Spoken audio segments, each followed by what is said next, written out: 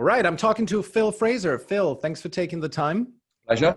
Good stuff. So Phil, I noticed your profile and I saw that you have a really good LinkedIn presence, both your profile and your content. I see that you're having really nice engagement and especially a really good engagement to follower ratio. That's always something I look at. You know, if somebody has 10,000 followers and has 10 likes, that's a different thing when they have 1,000 followers, like yourself, and have 10 likes, right? So you have a really good ratio there. So tell us about your story. How have you started using LinkedIn and why are you using it in this way? Okay, I've been on LinkedIn for quite a few years, and my role on LinkedIn or my positioning on LinkedIn has changed. I sold my business a couple of years ago. So initially, my brand, as it were, was part of my business. Which, as I say, we sold. I'm now repositioning and selling myself as me as a service. So my connections and my followers is sort of changing. So I'm sort of deleting some of the people in my old sector and adding in the new sector that I'm in. Interesting. So that is actually something I discussed recently on a video, and I advised people against that because you never know what may turn out of people, right? You never know if somebody will then go into a company that then could become a client of yours. You seem to disagree with this. Well, it's actually a very good point, actually, and I'm being selective. So the sector I was in previously was online gaming, specifically online bingo. And as and when people sort of turn up on my timeline, sort of reminders of people's birthdays or they've moved jobs or something like that, I'm thinking, is it worth still connecting with them? A lot of them I'm still connected with. It's those sort of peripheral ones that get added, and I'm sure everybody's got them, where you connect with somebody and then a year later you think, who is that guy? I can't remember why I connected with him. He's never interacted with me. They're the sort of people I'm getting rid of. Whereas the senior people in roles that I was previously connected with, I am still connected with. So no, I'm not clearing everybody out. I'm being a bit more picky.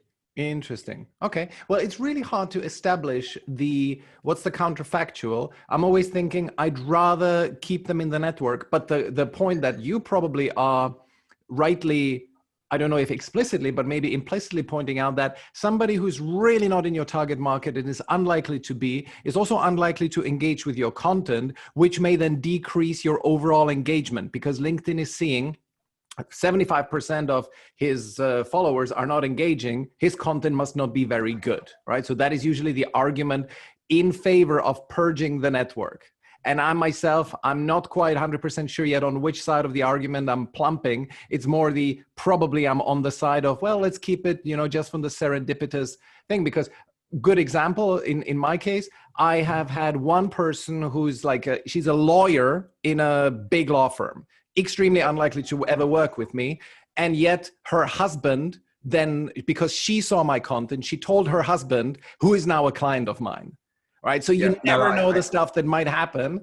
But anyway, so it's an interesting topic, and we could stay on this forever, but it's good to have discussed it. Sorry, how much of your time, because you mentioned commenting, how much of your time being active on LinkedIn is actually spent on commenting on other people's stuff? I probably spend a lot more time commenting on other people's stuff than writing content. Interesting. So that could be a good lesson learned for if you want your own content. I'm sure that LinkedIn likes this very much. And then as a result, then rewards you by boosting your own content. I think it's sort of part of the whole bigger picture of, I think to a degree, LinkedIn sort of reflects real life. People want you to comment in their thoughts and contribute to their whether it be their brand building, their idea, their issues, and helping them, as much as you want to be standing there telling them, your views and things. And I also think commenting on other people's posts is great from a brand awareness point of view, and I'm using brand awareness as a person. Of course. That your audience it becomes wider. So if I comment on, so for example, if I comment on one of your threads or one of your posts, my name gets seen by all of your audience. Yeah.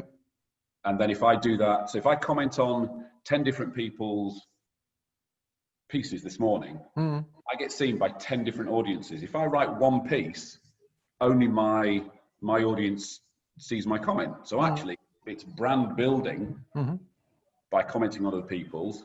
And also, I think LinkedIn likes to see that.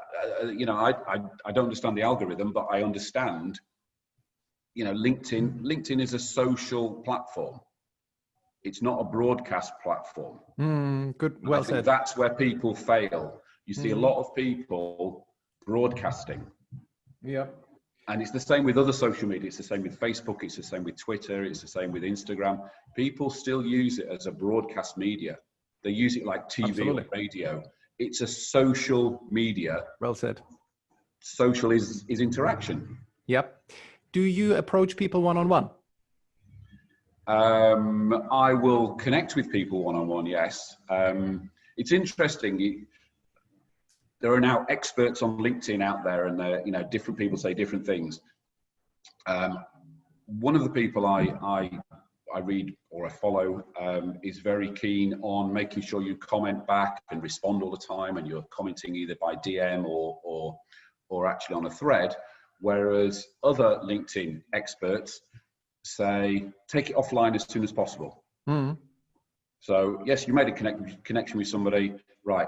Let's talk on the phone. Let's do a Zoom, whatever it might be. So where do you fall on this? Where do you fall on this division? I've been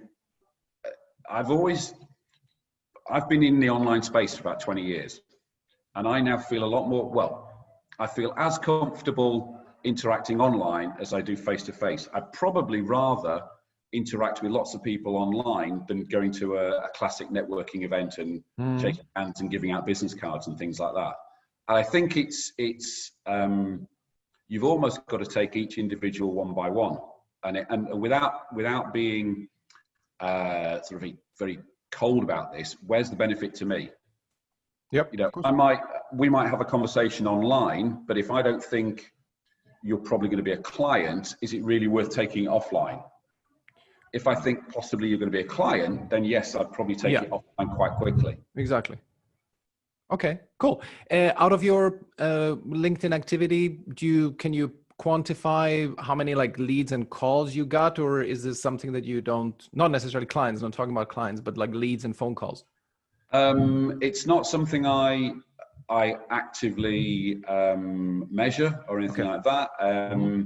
I think a lot of, as I say, a lot of what we do on LinkedIn has to be part of the whole marketing mix.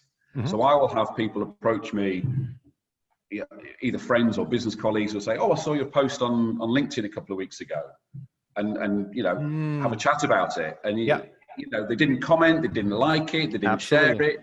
You know, there's a huge number of people out there who are just lurkers. They'll read and watch. I got a WhatsApp message from my wife yesterday who'd screenshotted something I'd posted on LinkedIn. Now that's weird. She said, "Oh, look, I saw you on LinkedIn." Yes, I know, you're my wife.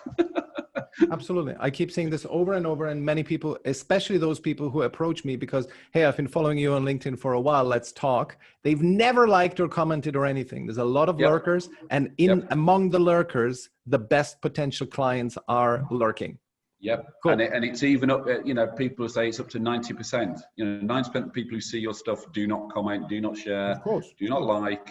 Great. Phil, thank you so very much. We're out of time. Can you just quickly say what kind of clients are you serving, and what do you help them do? So my clients are small to medium-sized business owners, sort of 500,000 turnover to maybe 3 million. I'm a business sounding board. I'm available to discuss anything and everything that any owner operator might have as an issue that they need to talk about. Awesome. Solid. Thanks so much, Phil. Appreciate it. No problem.